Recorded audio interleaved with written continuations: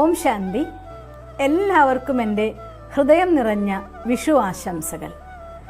വരാൻ പോകുന്ന നല്ല നാളെയുടെ സമ്പൽ സമൃദ്ധമായ സ്നേഹം കൊണ്ടും സൗഹാർദ്ദം കൊണ്ടും പരസ്പര വിശ്വാസം കൊണ്ടും ജീവിക്കാൻ സുഖമുള്ള ഒരു ലോകം, മനുഷ്യൻ്റെ ചിന്തകളിൽ പൂർണ്ണമായി പോസിറ്റിവിറ്റി നിറയുമ്പോൾ ആ പോസിറ്റിവിറ്റിയുടെ പ്രഭാവം കൊണ്ട് ഈ പ്രകൃതി പൂർണ്ണമായും പഞ്ചതത്വങ്ങൾ സദോ പ്രധാനമാകുന്ന 100% പോസിറ്റീവാകുന്ന ഒരു ലോകം, അതിൻ്റെ പ്രതീകമാണ് ഇന്നത്തെ നമ്മുടെ വിഷു. അതുകൊണ്ടാണ് മേടപ്പുലരിയിൽ നമ്മൾ ഈ വിഷു ആഘോഷിക്കുന്നത്. സ്വർണ്ണവർണ്ണം നിറഞ്ഞതായിരിക്കുന്ന പുഷ്പങ്ങൾ കൊണ്ട് അലങ്കൃതമായി കണിക്കൊന്ന പൂത്തൊലഞ്ഞു നിൽക്കുന്നതായിരിക്കുന്ന ഈ സമയം മഞ്ഞ നിറം എന്നത് തന്നെ സ്വർണത്തിൻ്റെ പ്രതീകമാണ്. സ്വർണം എന്നത് സദോ പ്രധാനതയുടെ പ്രതീകമാണ്.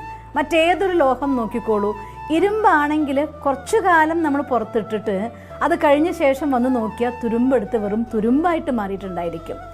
അത് ചെമ്പാണെങ്കിൽ കുറച്ചുകൂടെ കാലം കൂടുതൽ നിൽക്കും. വെള്ളിയാണെങ്കിൽ അല്പം പ്രഭാവം ഉണ്ടായിട്ടുണ്ടാവും.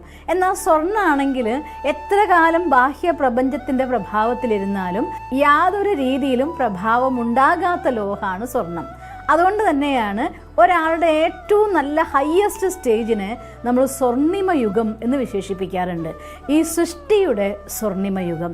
എല്ലാ ജീവാത്മാക്കളും 16 കലാസമ്പൂർണരായി സർവഗുണസമ്പന്നരായി ആത്മാവ് സ്വർണം പോലെ പരിശുദ്ധമായ സമയം.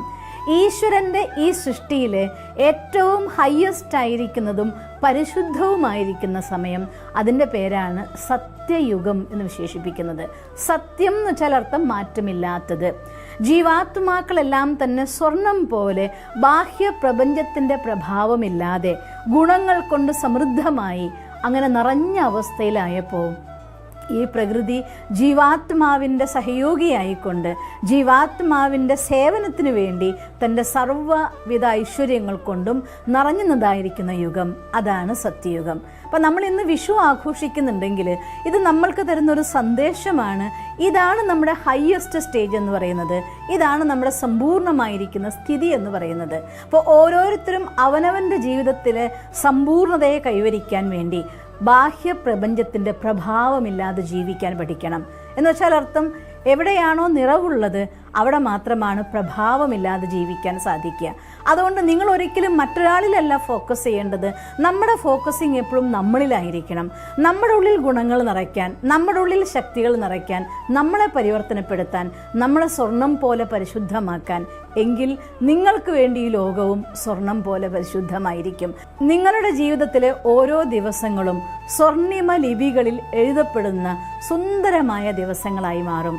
അങ്ങനെയുള്ളതായിരിക്കുന്ന മനോഹരമായിരിക്കുന്ന ദിവസങ്ങൾ, എന്നും വിഷു, എന്നും സമൃദ്ധി, എന്നും സന്തോഷം നിങ്ങളുടെയൊക്കെ ജീവിതത്തിൽ നിറയട്ടെ എന്ന് ആശംസിക്കുന്നു. ഒരിക്കൽ കൂടി എല്ലാവർക്കും എൻ്റെ ഹൃദയം നിറഞ്ഞ വിഷു ആശംസകൾ. ഓം ശാന്തി.